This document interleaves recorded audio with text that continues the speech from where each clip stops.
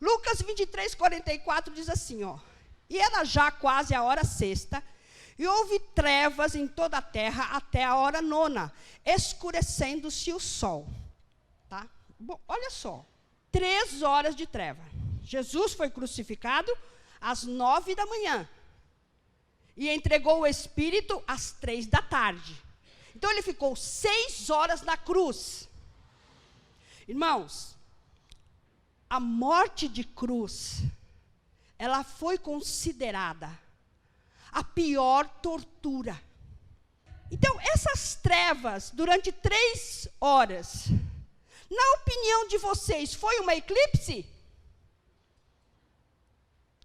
Foi? Vocês acham que foi uma eclipse solar? Spurgeon, irmãos, ele diz assim, que o sol correu 10 vezes do lugar dele, para não presenciar a zombaria que estavam fazendo com o Criador. Mas eu pesquisei, e a maior eclipse existente na Terra foi em 1919. E durou 6 minutos e 51 segundos. Vamos arredondar para 7 minutos. A maior eclipse. Foram 3 horas. 3 horas de trevas. 3 horas de trevas. Aquelas trevas eram espirituais, irmão. Espirituais. Na minha opinião, e eu vou ler aqui, tá? Que é corroborado pela palavra, que eu ouvi um pastor na década de 90 falando sobre isso. E eu creio dessa forma, que nesse momento, nessas 3 horas, toda a terra estava livre de demônios. Estavam todos ali. Todos estavam ali contemplando o sofrimento do Messias. As trevas eram um céu coberto de demônios. Eu não sei, irmãos, quanto que o diabo conhecia a respeito do mistério da morte. Eu não sei. Ele sabia alguma coisa, mas ele não conseguia compreender. Então, naquele momento, no céu de Jerusalém, todos os demônios estavam ali, se alegrando com o sofrimento de Jesus Cristo. A Bíblia diz assim, que além de todo o terremoto, de todo o sofrimento, o véu do templo se rasga de alto a baixo.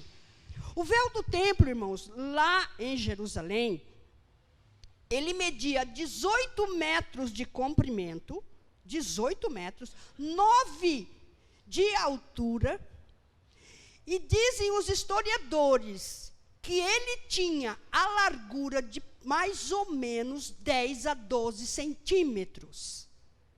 E a Bíblia diz assim que ele foi rasgado de alto a baixo. O que normalmente você fazendo numa cortina, você pegaria de baixo para cima, e não de cima para baixo.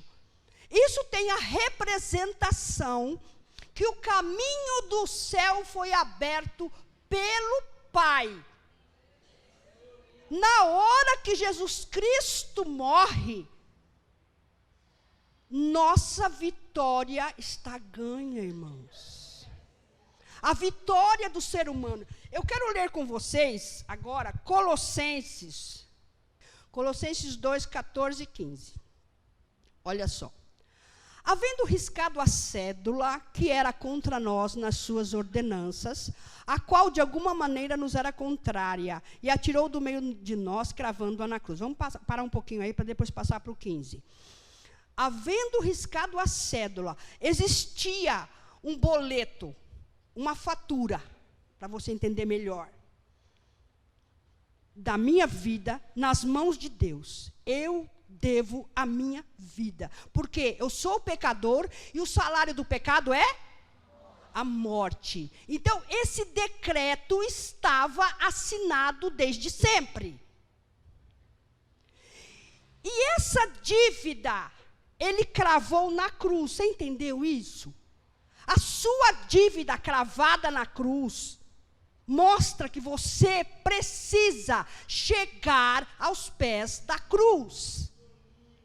Quando Jesus conversa com Nicodemos, antes dele falar o célebre versículo, antes de João escrever, né? Aí não foi Jesus, foi João que escreveu, porque Deus amou o mundo de tal maneira.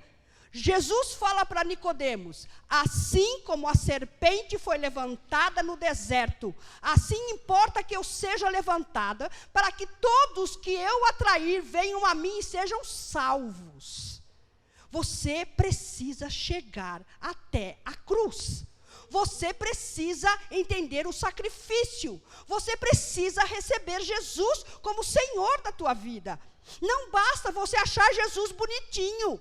Não basta você achar Jesus bonzinho. Você precisa reconhecer Ele como Senhor, irmãos.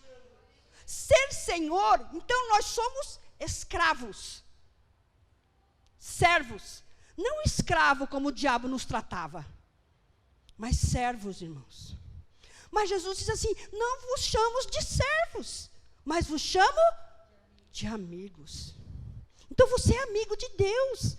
Você é filho de Deus, mas tem que se achegar.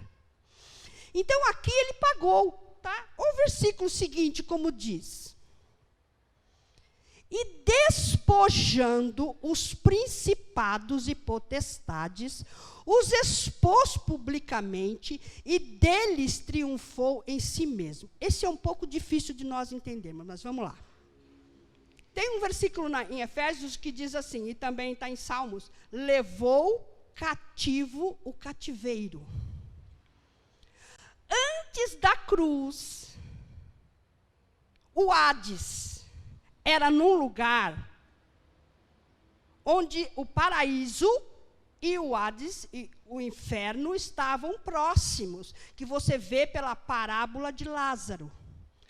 Quando Jesus ressuscita, ele pega aquilo e leva para o céu, ele leva cativo o cativeiro lá para ele. Ele despoja o inferno. E você é um despojo, porque se você aceitou Jesus, agora você pertence a Deus. Você pertence ao Senhor. Então, aqui olha, e os expôs publicamente. Para ele ter exposto publicamente, os demônios estavam ali, ó. Então, aquelas trevas eram demônios, irmãos. Era peso, era angústia. E toda ela estava sobre Jesus. Então, irmãos, a palavra de Deus diz assim: o que será de nós, se não atentarmos a tão grande salvação?